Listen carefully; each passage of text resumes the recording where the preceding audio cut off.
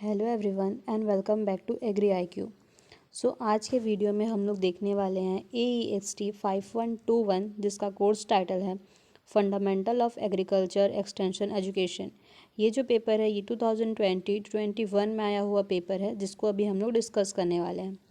Lecture को start करने से पहले अगर अभी तक आपने मेरे चैनल को सब्सक्राइब नहीं किया है so please I request to you कि मेरे चैनल को सब्सक्राइब करें और अपने फ्रेंड्स के साथ भी शेयर करें ताकि मैं आपको और ऐसे क्वेश्चन सॉल्विंग वीडियोस प्रोवाइड कर सकूं जिससे आपके एग्ज़ाम में आपको बेनिफिट हो और आपका एग्ज़ाम एक अच्छे तरीके से कंप्लीट हो।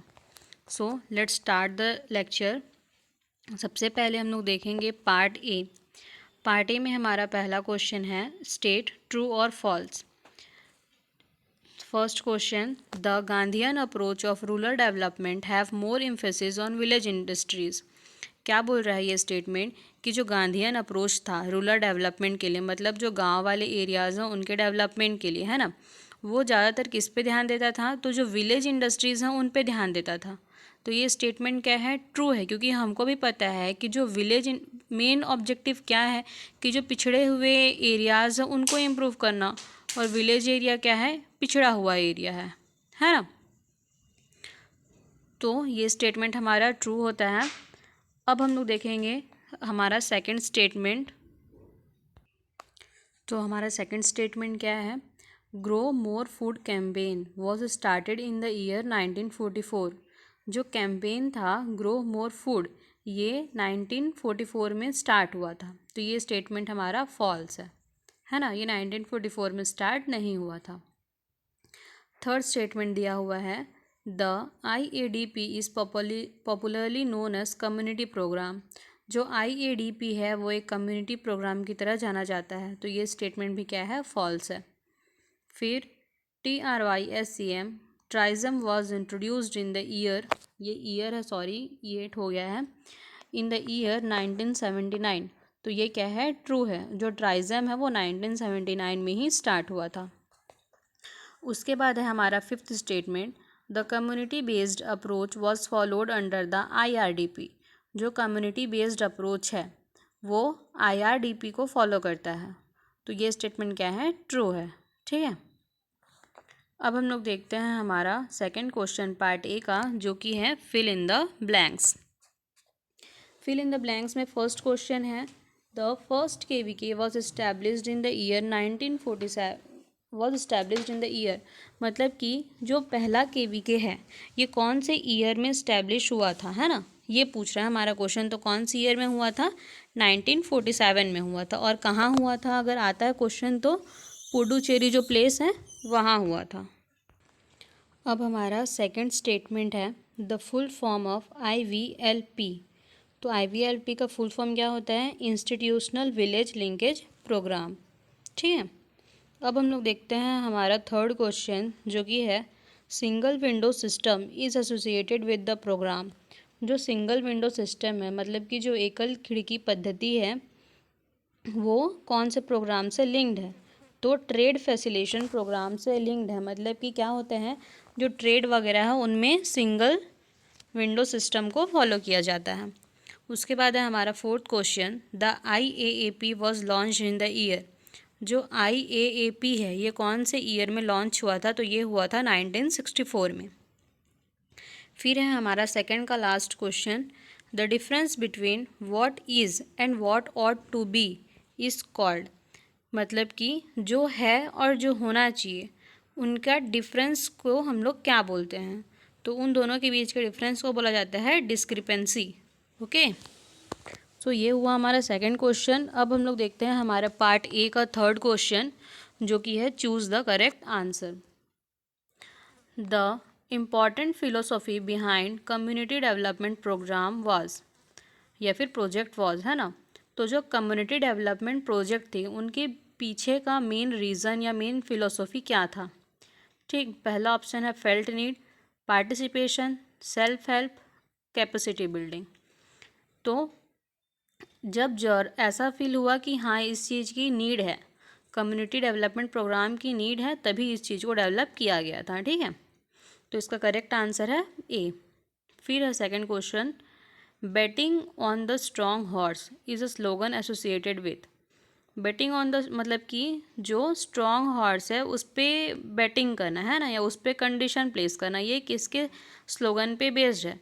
तो जो HYVP प्रोग्राम था उसके स्लोगन पे ये बेस्ड है। ओके, थर्ड क्वेश्चन है हमारा, the extension approach used under IADP was. तो इसके अंदर जो अप्रोच यूज़ किया गया था वो क्या था? प्रेस्क्रिप्टिव अप्रोच था।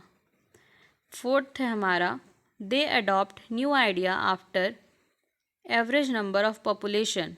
ठीक है, जब एवरेज नंबर ऑफ पॉपुलेशन होता है उसके बाद एक नया आइडिया अडॉप्ट किया जाता है। तो वो क्यों अडॉप्ट करते हैं हम लोग? जब मेजोरिटी ज़्यादा होती है। तो क्वेश्चन क्या हुआ हमारा? Early majority. जब मेजोरिटी जल्दी आ जाए तो क्या होता है? मेजोरिटी से हमारा जो नया आइडिया है वो अपने को अडॉप्ट होता है। ठीक है, तो इसका करेक्ट आंसर हुआ बी। फिर हम लोग देखते हैं fifth question, a farmer in which adoption stage if he decides that whether it is try और नॉट।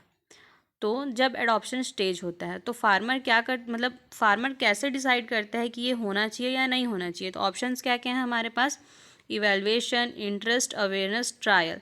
एक एक करके इन ऑप्शंस का मतलब समझते हैं ताकि हमारा आंसर क्लियर हो सके। इवैल्यूएशन मतलब अपने आप को इवेलुएट करना, या किसी भी चीज़ को उसके सही या गलत को परखना, इवैल्यूएशन करना है ना, उसका चेकिंग करना। दूसरा है इंटरेस्ट। इंटरेस्ट क्या होता है कि अपने को कितनी उस पर रुचि है ना, कितना अपने को उस चीज़ को करने का लगन है। फिर अवेयरनेस मतलब कि एक पर्टिकुलर टर्म को लेके हम कितने अवेयर हैं, उसके लिए कितने एक्टिव हैं। फिर आता है ट्रायल, मतलब कि किसी भी चीज़ को जब हम ट्राई करते हैं। ठीक, तो क्या बोल रहा है क्वेश्चन कि if he decide that whether it is और नॉट, उसको डिसाइड करना है मतलब क्या करना पड़ेगा? उसको अपने आप को चेक करना पड़ेगा, इवेलुएट करना पड़ेगा, है ना। तो हमारा करेक्ट आंसर क्या हुआ? ए, दैट इज़ इवेलुएशन। अब हम लोग देखते हैं हमारा पार्ट ए का लास्ट क्वेश्चन जो कि फोर्थ है, match the following. Match the following में अपने को दिए गए हैं कुछ नेम्स और उनके किए हुए प्रोजेक्ट। तो किसने किस प्रोजेक्ट को किया था ये अपने को बताना है। ठीक है, तो जो श्रीनिकेतन थे उन्होंने मतलब जो श्रीनिकेतन अटेम्प्ट था वो किसने दिया था? तो जो RN टैगोर थे, रविंद्रनाथ टैगोर थे, उन्होंने श्रीनिकेतन प्रोजेक्ट को दिया था। ठीक है, फिर जो गुड़गांव अटेम्प्ट था वो किनके द्वारा हुआ था? तो FL ब्रायन के द्वारा हुआ था। फिर जो इटावा पायलट प्रोजेक्ट है ये अल्बर्ट मेयर ने किया था। Martha dam project Spencer hatch ने किया था। ग्रो मोर फूड किया था हमारे VT कृष्णमाचार्य ने। ठीक है, ये हुआ हमारा मैच द फॉलोइंग और इसी के साथ पार्ट ए ख़त्म। अब हम लोग स्टार्ट करेंगे हमारा पार्ट बी। पार्ट बी में हमारा पहला क्वेश्चन है एग्रीकल्चर जर्नलिज्म। तो सबसे पहले वर्ड का मतलब समझते हैं हमेशा की तरह। एग्रीकल्चर का मतलब आपको पता ही है, आप इसका कोर्स कर रहे हैं, है ना। और जर्नलिज्म का मतलब जब भी कोई जर्नल आता है हम क्या मतलब जर्नल से हम क्या समझते हैं? जो कि हमको किसी भी चीज़ का पूरा डिटेल देता है ना। तो एग्रीकल्चर जर्नलिज्म क्या होगा? जब हमको एग्रीकल्चर के रिलेटेड प्रैक्टिसेस या फिर ऑपरेशंस का डिटेल मिल रहा है जिस जर्नल से, उसको हम लोग क्या बोलेंगे? Agriculture journalism. ठीक है, तो देखते हैं इसका आंसर क्या है।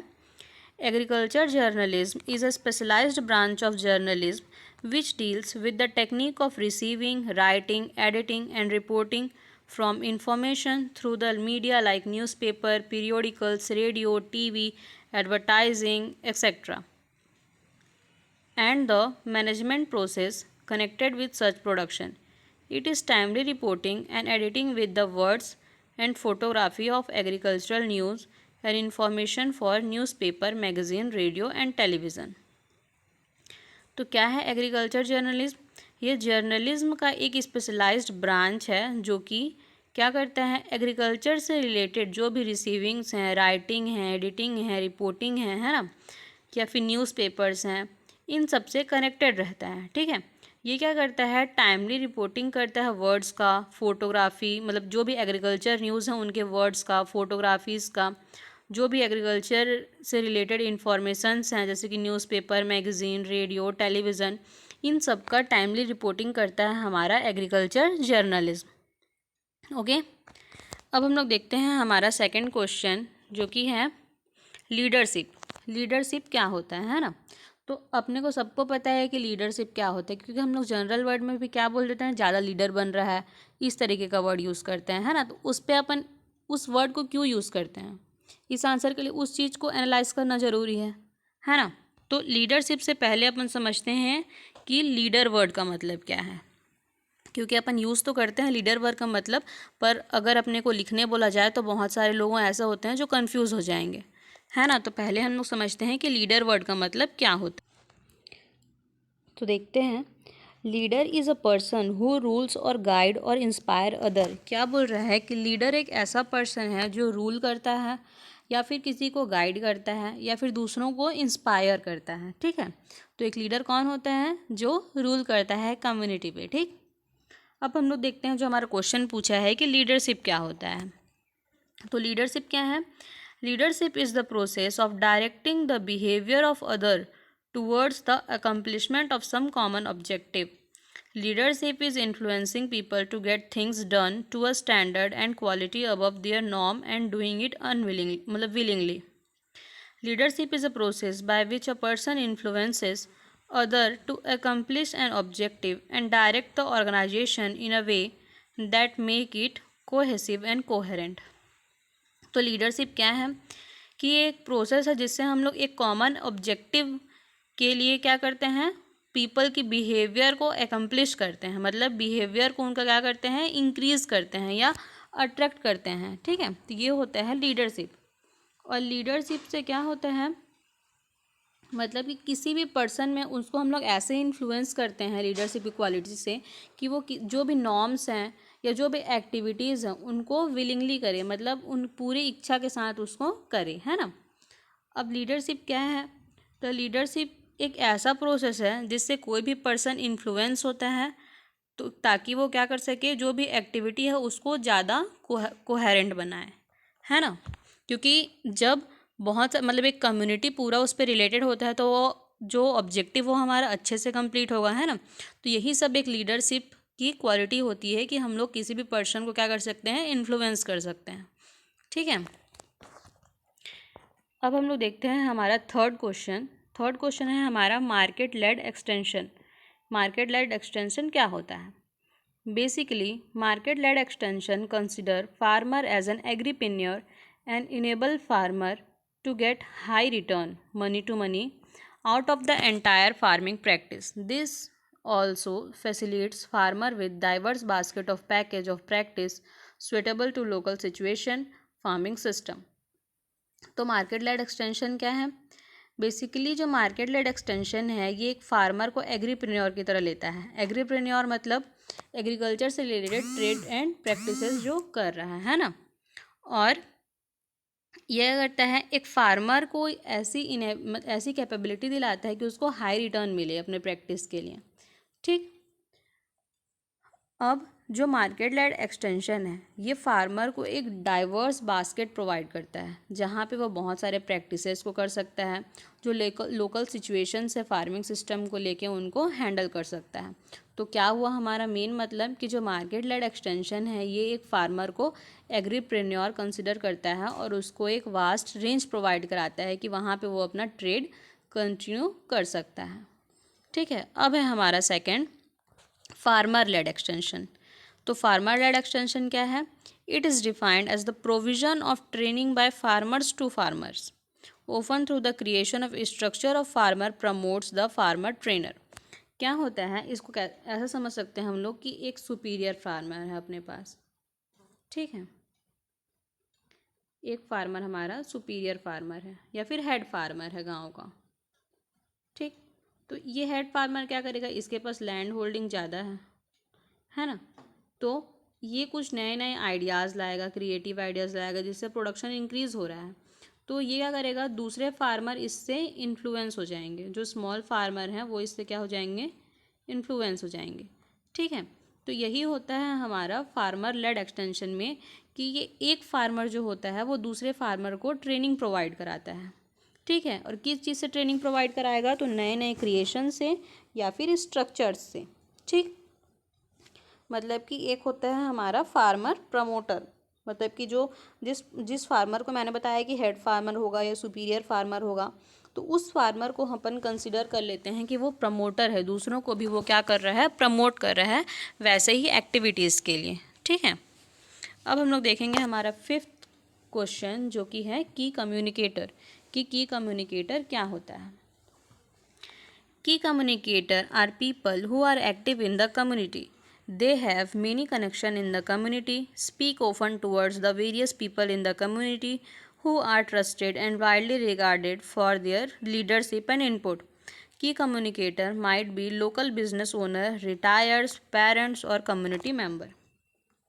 की कम्युनिटर क्या होते हैं, तो ऐसे पीपल्स या फिर ऐसे इंडिविजुअल जो एक्टिव होते हैं कम्युनिटी में। मतलब कि अगर कोई ग्रुप है, ठीक है, तो उसमें कोई एक पर्सन जो कि बहुत एक्टिव है, कुछ गलत हो रहा है तो वो वहाँ पे अपने व्यूज़ को बता रहा है ना, या फिर हर जगह पे क्या कैसा होना चाहिए उस चीज़ को एक्सप्लेन कर रहा है, मतलब कि एक लीडरशिप की क्वालिटी को वो फुलफ़िल करता है। तो ये होता है हमारा की कम्युनिकेटर। तो की कम्युनिकेटर क्या हो सकता है, कोई लोकल बिजनेस का पर्सन हो सकता है ना, कोई रिटायर हो सकता है, कोई पेरेंट्स हो सकता है, या फिर किसी कम्युनिटी का मेंबर होगा। ठीक है, तो की कम्युनिटी का क्या पता चला अपने को कि ये क्या है, एक एक्टिव मेंबर्स हैं एक कम्युनिटी में। ठीक, और मतलब कि जो भी की कम्युनिकेटर होते हैं, है ना, इनकी वर्ड्स को बहुत ज़्यादा बिलीव किया जाता है, क्योंकि जब कोई पर्सन ऐसा होता है कि वो हर चीज़ पे अपना व्यू दे रहा है तो एक मन में मेंटलिटी हो जाती है कि नहीं ये पर्सन सही बोलता है, तो उसकी बात को हर इंसान सुनता है।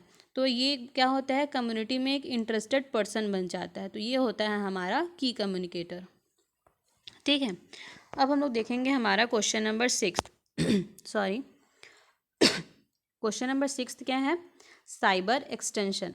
साइबर एक्सटेंशन क्या है, is an information exchange mechanism over cyber space, the imaginary space behind the interconnected computer networks through telecommunication means. Agricultural information exchange mechanism over cyber space through telecommunication means cyber extension, a modern approach to agriculture extension, provides timely and accurate information to farmer, enabling them to make informed decision and increase productivity. सबसे पहले कि extension क्या होता है ना, तो extension में अपन क्या करते हैं कि अपने थॉट्स को एक वाइड रेंज में डिस्ट्रीब्यूट करते हैं या स्प्रेड करते हैं, है ना। तो साइबर क्या होता है, तो जो भी सोशल मीडिया प्लेटफॉर्म है ना, कि जो भी इंटरनेट प्लेटफॉर्म है उसका जब हम लोग यूज़ करते हैं उसको हम लोग साइबर बोलते हैं। तो टुगेदर जब हम लोग देखते हैं तो साइबर एक्सटेंशन क्या हुआ, ये इंफॉर्मेशन एक्सचेंज का मैकेनिज्म है जिसको हम लोग किसके थ्रू कर रहे हैं, तो साइबर स्पेस के थ्रू कर रहे हैं। ठीक है, ये एक इमेजिनरी स्पेस है जो कि कंप्यूटर नेटवर्क का यूज़ करते हैं या फिर टेलीकम्युनिकेशन मींस का हम लोग यूज़ करते हैं इसमें, जिसमें बहुत सारे पीपल्स आपस में क्या है, इंटरकनेक्टेड हैं। अगर मैं आपसे ये इन्फॉर्मेशन शेयर कर रही हूँ, यहाँ पे मैं अकेले इस वीडियो को बना रही है ना, पर आप लोग बहुत सारे नंबर पे इसको देख रहे हैं। तो और मैं किस चीज़ का यूज़ करी, इंटरनेट का यूज़ करी, टेलीकम्युनिकेशन मींस का यूज़ करी। तो ये क्या हुआ, साइबर स्पेस में जब हम लोग एक्सटेंशन वर्क को कंटिन्यू करते हैं तो ये होता है हमारा साइबर एक्सटेंशन। तो इसको किसने दिया था, तो विजय कुंज जो थे उन्होंने इसको 2003 में दिया था। उसके बाद हम लोग देखते हैं सिंह एंड सिंह का जो डेफिनेशन है साइबर एक्सटेंशन को लेके, जिन्होंने इसको 2011 में दिया था। इन्होंने बोला कि जो एग्रीकल्चर इंफॉर्मेशन एक्सचेंज का जो मैकेनिज़्म है, तो जब हम लोग इसको साइबर स्पेस में टेलीकम्युनिकेशन मींस के द्वारा करते हैं तो ये होता है हमारा साइबर एक्सटेंशन। ठीक है, और मेनली साइबर एक्सटेंशन अगर हम लोग मॉडर्न अप्रोच के अकॉर्डिंग देखें तो क्या बोला जाता है कि ये टाइमली और एक्यूरेट इन्फॉर्मेशन फार्मर्स को प्रोवाइड करता है ताकि वो एक इन्फॉर्म्ड डिसीज़न और इंक्रीज प्रोडक्टिविटी का डिसीज़न आपस में ले सकें। ठीक है, अब हम लोग देखते हैं हमारा क्वेश्चन नंबर 7। क्वेश्चन नंबर 7 क्या है, सोशल मीडिया। सोशल मीडिया क्या होता है ना, तो social media refers to the means of interaction among people in which they create, share or exchange information and ideas in a virtual community and network. The Office of Communication and Marketing manage the main Facebook, Twitter, Instagram, LinkedIn and YouTube accounts. Social media क्या है, ये question भी समझाएं, जैसे कि leadership वाला question था, अपन इसको डेली यूज़ कर रहे हैं ना, पर जब बात डेफिनेशन की आती है तो अपन कंफ्यूज हो जाते हैं। तो इस चीज़ को आप समझना, हमारे जो ओन वर्ड्स हैं उसको हमको एक साइंटिफिक वर्ड में कन्वर्ट करना है इस आंसर के लिए सिर्फ, है ना। तो सोशल मीडिया क्या है, हम लोग सोशल मीडिया से करते क्या हैं, सेम वही वाला एग्जांपल है कि मैं यहाँ पे अकेले हूँ पर मैं सोशल मीडिया के थ्रू क्या कर रही हूँ, आप सबसे कनेक्ट कर रही हूँ, है ना। तो सोशल मीडिया क्या है, एक मीन्स ऑफ इंटरेक्शन है जिससे पीपल क्या करते हैं, जो खुद क्रिएट कर रहे हैं वो शेयर करके एक वर्चुअल कम्युनिटी और नेटवर्क का यूज़ करके अपने इंफॉर्मेशन और अपने आइडियाज़ को एक लार्ज अमाउंट ऑफ पीपल्स में या लार्ज नंबर ऑफ पीपल में क्या करते हैं, शेयर करते हैं। तो ये कुछ सोशल मीडियाज़ क्या क्या हैं, जैसे कि फेसबुक हो गया, ट्विटर हो गया, यूट्यूब हो गया, है ना। ये सब क्या है, हमारे सोशल मीडिया प्लेटफॉर्म है। अब है हमारा क्वेश्चन नंबर 8। क्वेश्चन नंबर 8 क्या है, एक्सपर्ट सिस्टम। एक्सपर्ट सिस्टम क्या होता है ना। An expert system is a problem solving and decision making system based on knowledge of its task and logical rules and procedure of using knowledge।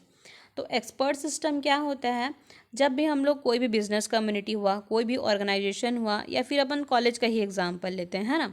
तो हमारे college में हर decision कौन लेगा, dean लेगा, या फिर एक कम्युनिटी होगी, जैसे कि रैगिंग का कोई एक्शन आता है तो एक रैगिंग के लिए इंचार्ज बनाए जाते हैं, है ना, या वाइस इंचार्ज बनाए जाते हैं, एक ग्रुप बनाया जाता है जो एंटी रैगिंग कम्युनिटी होता है। तो उसके लिए वो क्या है, एक्सपर्ट सिस्टम है, उसके अकॉर्डिंग ही, उसके पर्सपेक्टिव में उसके लिए जो सही है वही डिसीजन वो लेगा। तो वो क्या हुआ, उसको हम लोग क्या मानते हैं, एक्सपर्ट मानते हैं। ठीक, जैसे कि मैच में अंपायर होता है, मैं एम्पायर के डिसीजन को क्या माना जाता है, सबसे एक्सपर्ट माना जाता है, सबसे सुपीरियर माना जाता है ना।